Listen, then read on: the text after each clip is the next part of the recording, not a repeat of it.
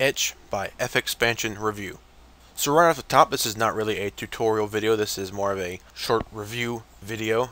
If you're interested in a tutorial video of Etch, I definitely suggest you check out the FXpansion.com website or the FXpansion YouTube channel. FXpansion is great about putting out tutorial videos for all of their products. So what is Etch? Etch is a dual filter effect, and it has distortion, compression, and tons of modulation possibilities using what FXpansion refers to as their transmod modulation system, which are these buttons down here.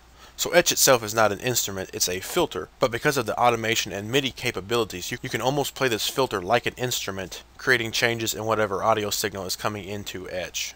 So Etch is loaded with features. We have our distortion module, we can change that from pre to post, turn that on or off of course, have a bunch of different distortion modes. Filter 1, Filter 2, you can turn these on or off. You can process them in serial or in parallel, which is really cool. You can link the frequency knobs. You have 4 different filter types here: comb, fatty, SVF, Japan style. All kind of different modes in each of the filter types.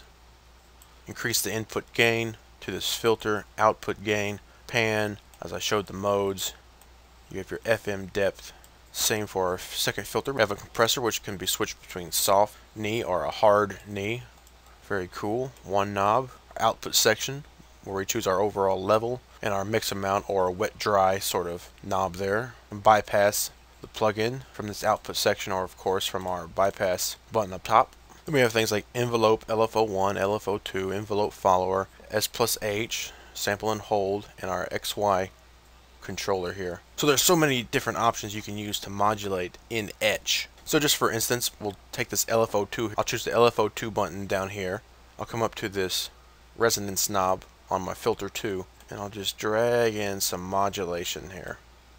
And it's really as easy as that. So we can increase the LFO2 rate.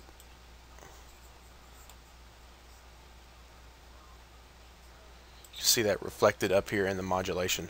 So we can see these parameters moving. They're being triggered by the LFO1, and this is also being triggered by the SNH.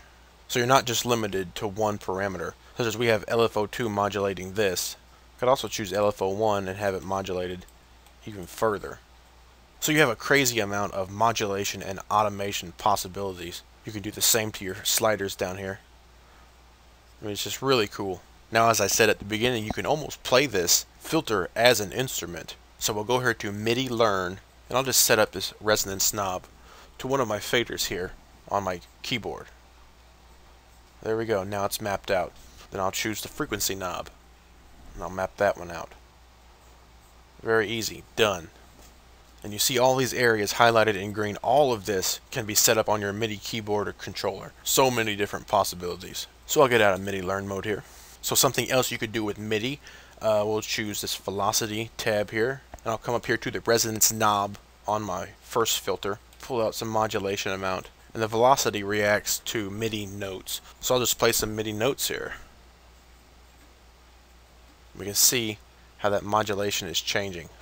We can also see the rate on the LFO2 is changing as well when we punch our MIDI keys. Really cool.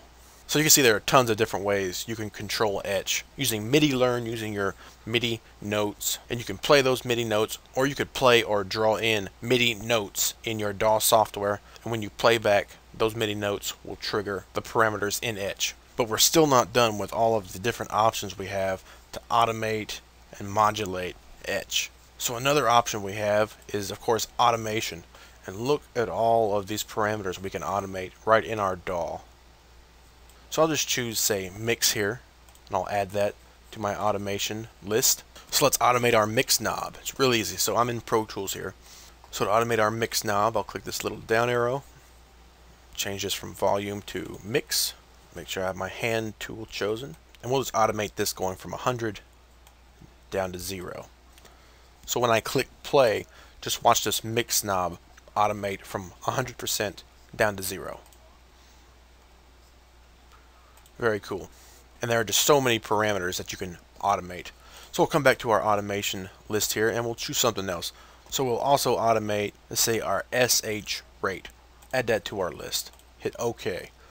So now we're going to automate this SH rate slider here. So we'll keep our mix automation. We'll add another drop down here. We'll just do some crazy stuff with this rate slider.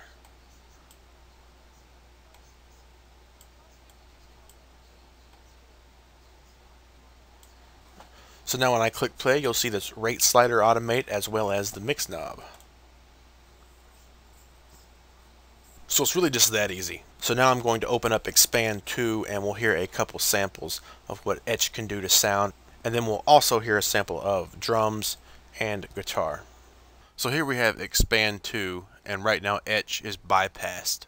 So here's the pad sound from just Expand 2.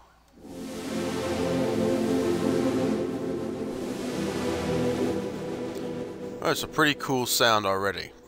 Now we'll turn on Etch, and we'll make that sound a bit more interesting.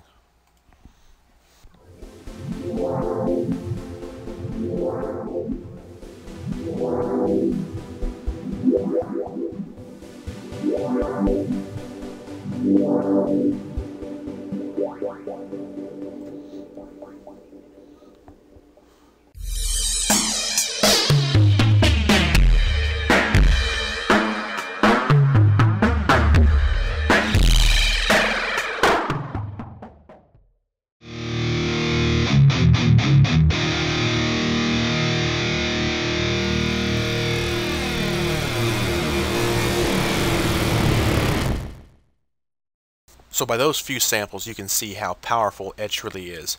Now the changes we created in those samples were pretty drastic, but you can also use Etch for effects that are much more subtle. There are just so many options in Etch, there's no way I could cover them all in one short review video. So to learn more about Etch, be sure to check out the FXpansion.com website, and be sure to check out the FXpansion YouTube channel and watch their videos on Etch to learn more about it and really to learn more about how it works and to do some particular things. I didn't even get to mentioning things like the side chain input. So if Etch interests you, check out FXpansion.com. It's a really cool filter plugin.